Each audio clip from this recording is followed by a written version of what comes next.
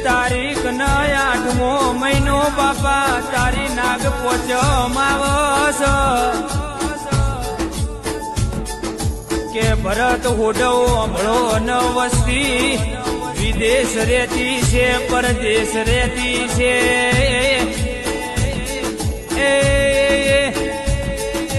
પણ નાગ પોચમ ના દાડ ગોગાના મઢે નમશે